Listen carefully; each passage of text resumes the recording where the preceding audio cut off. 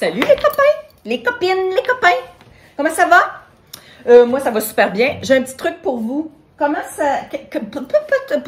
Bon matin. J'enregistre mes vidéos le matin, moi. Hein? Fait que... Mais c'est pire l'après-midi, puis je vous en parle même pas le soir. Qu'est-ce qui arrive quand on est en train de coudre, puis que là, on arrête, on a fini notre affaire, on fait notre point d'arrêt, puis là, on vient pour sortir de là, puis il y a plein de fils. Puis ça sort pas aussi facilement que d'habitude. Qu'est-ce qu'on fait dans ce temps-là? En fait, pourquoi? Si jamais ça vous intéresse de savoir pourquoi. Pourquoi? C'est parce que mon aiguille, quand elle est allée planter à l'intérieur de la machine à coudre pour aller former son petit crochet, pour que le fil de canette puisse passer en dessous puis que ça se retrouve à être un point. Quand le fil était en train d'aller chercher son copain en dessous, au lieu... Comment c'est arrivé donc? Attends un peu.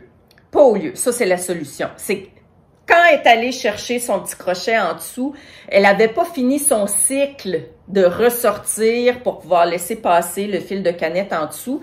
Si mon fil d'aiguille était enfilé, je vais le faire pour vous le montrer, ça va être plus facile. Fait que je vais enfiler ma canette d'une couleur différente. Comme ça, vous allez pouvoir voir mieux. Qu'est-ce qu'on fait quand on enfile, quand on met notre canette? Je le répète tout le temps, on veut que ça soit en forme de P. Si vous avez un dévidoir de canette sur le dessus, donc vous avez une petite porte transparente, vous déposez toujours votre canette en forme de P, c'est-à-dire qu'elle se dévide vers le ciel, vers le cœur, pour pouvoir la déposer comme ça. Si vous avez un porte-canette comme moi j'ai, vous déposez votre canette en forme de P et non en forme de Q. Puis vous venez le manger, piou, comme un Pac-Man. On y fait faire son petit circuit pour entendre le clouc. Clouc. Comme ça, je suis certaine que ma canette est bien mise dans le porte-canette. Un petit truc en passant. Et là, je retiens avec ma main droite le fil de mon aiguille pour pouvoir aller chercher mon fil d'aiguille de canette en dessous. Donc, qu'est-ce qui s'est passé quand j'ai cousu puis que je suis restée pris? C'est-à-dire que je suis en train de coudre là,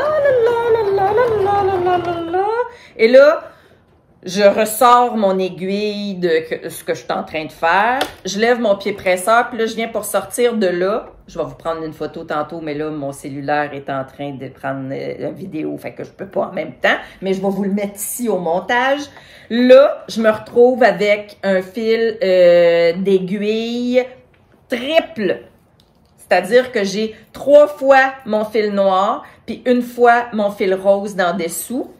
C'est que, comme je vous expliquais, mon fil d'aiguille est en train d'aller faire sa job, de laisser traîner un petit crochet en dessous. Mais là, j'y ai demandé de ressortir avant qu'il ait fini de faire sa job. Le truc, si ça arrive puis qu'on est déjà sorti de là, c'est de prendre la manette sur le côté de la machine à coudre. On la tourne toujours vers soi, tout le temps, tout le temps, tout le temps, tout le temps, tout le temps, tout le temps. Et là, ce que je fais, en fait, c'est que je viens juste compléter son tour qu'il est en train de faire. Fait que je viens comme le débarrer. Fait que je fais comme un pour pouvoir venir débarrer et que là, je me retrouve avec seulement 2 fils. Pour que ça arrive pas, le truc que vous pouvez vous trouver, c'est que quand vous débarquez de votre machine à coudre, évidemment, si vous avez une machine à coudre qui a l'air climatisée puis qui vous envoie une petite brubine quand il fait trop chaud puis qui vous donne l'heure, la météo puis qui promène le chien, c'est pas votre problème parce que votre aiguille, elle remonte tout seul puis tout s'organise. Mais si vous avez une petite rosie nette, comme moi, ben, c'est moi qui décide quand est-ce qu'elle remonte. Fait que le truc à trouver, c'est que je veux absolument que mon aiguille soit remontée à sa plus haute position possible quand je veux sortir de là. Donc, exemple, je suis en train de coudre.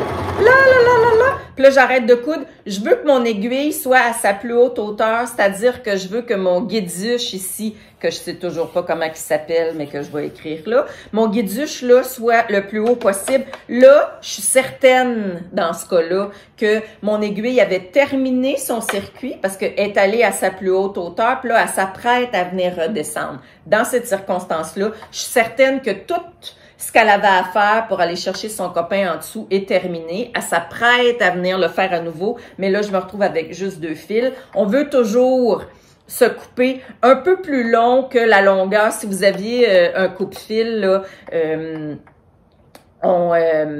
si on le coupe directement après le coupe-fil ici, là, vous allez voir, ça vous en laisse pas assez long.